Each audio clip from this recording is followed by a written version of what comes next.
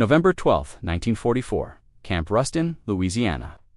Private First Class Robert Hayes pushed open the door to Building 17C, clipboard in hand, expecting dusty shelves and empty crates. Instead, he heard a scream, high, sharp, unmistakably female. Then the words, "We're baddin', we're bathing." 20 German women stood ankle-deep in galvanized tubs, steam rising around them, eyes wide with shock and something that looked terrifyingly like vindication. For one suspended second, every propaganda warning they'd been told about American soldiers seemed to be coming true. Before we dive deeper into this extraordinary moment, take a second to hit that like button and subscribe to stay connected to these untold stories from World War II, and drop a comment telling us where you're watching from, whether it's Berlin, Brooklyn, or Brisbane. We love hearing from this community. Now, let's return to that humid afternoon in Louisiana, when a simple administrative error became a turning point in how enemies saw each other. Hayes froze. The women froze. And in that collision of vulnerability and authority, something shifted, something neither propaganda nor protocol had prepared anyone for. This wasn't supposed to happen. Female prisoners of war were rare enough in the American camp system. Accidental intrusions into their private spaces were rarer still. But what happened next, the response, the apology, the human reckoning would matter more than the mistake itself. Because in that moment, Margaret Schrader, standing rigid with her arms crossed over herself, realized something that cracked the foundation of everything she'd been taught. The American soldier looked more horrified than she did. Camp Rustin sprawled across 300 acres of Louisiana pine forest, hastily constructed in the summer of 1942, when it became clear America would need places to house thousands of Axis prisoners flowing across the Atlantic. By late 1944, nearly 5,000 German captives filled its barracks, mostly men captured in North Africa and Italy. Ordinary soldiers who'd surrendered and found themselves transported to a landscape that looked nothing like home. The heat alone was alien. Louisiana's thick, wet air pressed down like a wool blanket, slowing movement, making every breath feel like work. The women arrived in October. 43 German female auxiliary nurses, communications specialists, clerks captured during the Allied advance through France. The Army determined that Louisiana's climate and isolation made it suitable for housing female prisoners who needed separation from the male population but still required secure detention. It was a logistical puzzle solved through improvisation. Buildings designed for male soldiers became women's barracks overnight. Fencing was hastily erected. Guard rotations were adjusted to include Women's Army Corps personnel who could supervise without the complications of constant male presence. But infrastructure remained makeshift at best. The bathing facilities exemplified the problem. The women's section had showers that barely worked, water pressure fluctuated wildly. Heating was unreliable. Privacy was nearly non-existent. So the WWII supervisors arranged for them to use a former equipment storage building fitted with large galvanized tubs and a jury-rigged plumbing system. Not showers exactly, but better than nothing. The women bathed in shifts of 20, while WWII guards maintained security outside. The arrangement worked until it didn't. Margaret Schrader, 26, had been a signals operator with a German field hospital unit before her capture near Cantal, sharp-featured. Her dark hair cropped short for practicality, she carried herself with rigid self-control that was both survival strategy and shield. The regime's propaganda had promised terrible things if they were captured by American stories of mistreatment, humiliation, worse. The reality had been different, but not necessarily easier. They were treated correctly according to Geneva Convention standards, adequate food, medical care, shelter. But they remained prisoners, dependent on their captors for everything, stripped of agency in ways both obvious and subtle. That November afternoon stretched long and humid. Unusual warmth made everyone irritable and sluggish. Robert Hayes had a list of buildings to inspect, routine checks for maintenance issues, structural problems, anything that might require repair before winter properly arrived. The paperwork indicated Building 17C needed inspection. Check roof integrity, verify window seals, confirm no water damage from recent storms. He'd done 100 such inspections. The routine was mindless. Arrive, check the exterior, enter through the main door, walk through, noting any issues, mark the checklist, move on. The door wasn't locked. That should have been his first clue. But in the heat-induced haze of another tedious afternoon, he didn't register it as significant. He pushed the door open, clipboard raised, eyes scanning for roof leaks or foundation cracks. Then came the scream. His eyes adjusted from bright afternoon sunlight to dim interior shadow. His brain struggled to process what he was seeing, women 20 of them standing in metal tubs filled with soapy water. In various states of undress, faces turning toward him with expressions of shock and outrage, and something that looked terrifyingly like fear. Time seemed to fracture. He registered details in rapid succession: steam rising from the tubs, the smell of soap and damp wood, towels draped over a makeshift line, clothing piled on wooden benches, and 20 pairs of eyes fixed on him with an intensity that made his skin burn. "Oh God, I'm sorry, I didn't." He stumbled backward, words tripping over themselves, his face flaming red-hot despite the humidity. His clipboard clattered to the floor. "Rouse!" one of the women shouted, her voice sharp with authority. "Get out!" He got out, crashed through the door he'd just entered, nearly falling down the exterior steps in his haste to escape. Behind him, he heard rapid, German-angry, frightened words he couldn't understand, but whose meaning was crystal clear. WAC Corporal Janet Morrison appeared around the corner, drawn by the shouting. "Hayes, what the hell happened?" He gestured helplessly at Building 17C. "I was doing building inspection. The paperwork said storage. I didn't know. Nobody told me." Morrison's expression shifted from confusion to horrified realization. "Oh no, that's the women's bathing facility. It wasn't on the restricted list." He pulled out his crumpled paperwork with shaking hands. Building 17C. Storage. General use. Inspect as scheduled. Nothing about restricted access. Nothing about female prisoners. Nothing that would have warned him he was about to walk into the single most mortifying moment of his military career. Within an hour, the incident generated a cascade of consequences that rippled through the camp's administrative structure like shockwaves. Captain William Brennan, the security officer, examined Hayes's paperwork with a tightening jaw. This is from the October facility roster. Building 17C was redesignated in November when we converted it for the female prisoners.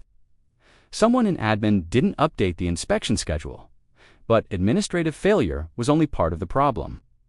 According to Morrison's report, several German women had refused to continue bathing, convinced the incident had been deliberate, that American guards were spying on them, that their fears about mistreatment were being realized. "We need to handle this correctly," Brennan said, leaning back in his chair. "International Red Cross oversight, Geneva Convention complaints, diplomatic complications. This is exactly the kind of incident that can spiral into something much bigger." Hayes felt his stomach sink. "Am I being court-martialed, sir?" "No, you followed your orders as written. But we need to address this with the female prisoners directly. They deserve an explanation and an apology." The idea of facing those women again made Hayes want to disappear into the Louisiana swamp, but Brennan was insistent. These women have been subjected to years of propaganda, telling them American soldiers are monsters. Now one accidentally walks in on them bathing, and we respond by hiding him away. That confirms every terrible thing they've been taught to believe. The meeting was arranged for the following morning in the women's section. Recreation room converted barracks space with mismatched furniture and barred windows. Hayes stood at attention in his cleanest uniform, feeling like he was facing a firing squad. The German women filed in 43 pairs of eyes, ranging from hostile to wary to carefully neutral. They arranged themselves in rows, standing rather than sitting, maintaining rigid military bearing that seemed instinctive. Lieutenant Sarah Chen, who supervised the female prisoner detail, spoke first in careful German, explaining the situation. Administrative error, outdated paperwork, complete accident. Then she nodded to Hayes. His prepared apology sounded hollow in his own ears. "I sincerely apologize for yesterday's incident. It was completely unintentional. I had no idea Building 17C was being used as bathing facilities. I understand this was deeply distressing and violated your privacy. I'd take full responsibility for not ensuring my paperwork was current," Chen translated. The women's expressions didn't change. The silence felt suffocating. Then Margaret stepped forward. She spoke in heavily accented but clear English, each word precisely pronounced. "You expect us to believe this was accident." Hayes forced himself to meet her eyes. "Yes, ma'am. I swear it was an accident. We have been told many things about American soldiers," she continued, her voice steady but carrying an edge of steel. We were told you would treat women prisoners with disrespect, with cruelty, that you would humiliate us. Yesterday, this seemed to prove what we feared. Ma'am, I understand why you'd think that, but now you apologize, she interrupted. You stand here in front of all of us and you admit fault. You do not laugh. You do not make excuses. You do not say, we are prisoners and should expect no privacy. She paused, seeming to weigh her next words carefully. This is not what we were told would happen. The room remained tense, but something had shifted slightly. Another woman spoke up in German, repeat questioning. Chen translated, she wants to know what punishment you'll receive. Administrative reprimand, Captain Brennan answered. Private Hayes followed his written orders, so no formal disciplinary action. But the incident goes in his service record, and he's been reassigned away from any duties involving the women's section. More discussion followed in German. Words Hayes couldn't understand, but whose tone suggested debate, uncertainty. Margaret spoke again, and Chen's eyes widened before translating. She says if it was truly an accident, and if you've been punished for it, then they accept the apology. But they want assurance this won't happen again. You have my word, Brennan said formally. I've personally reviewed every inspection schedule and restricted access list. Building 17C is now clearly marked, locked during bathing times, and only WAC personnel have keys. Margaret nodded slowly. She looked at Hayes directly, and he saw something complicated in her expression. Not forgiveness exactly, but perhaps a tentative willingness to believe he was telling the truth. We accept, she said simply. The incident became camp legend within days, though details shifted with each retelling. But the truth mundane, awkward, deeply human mattered more than the stories. For Hayes, the experience lingered. He couldn't stop thinking about Margaret's words. This is not what we were told would happen. How many other things had they been told that were lies? He started paying attention to the female prisoners in ways he hadn't before, with inappropriate interest but with curiosity about their humanity. He watched them during morning count, noted how they stood in perfect formation, despite obvious exhaustion.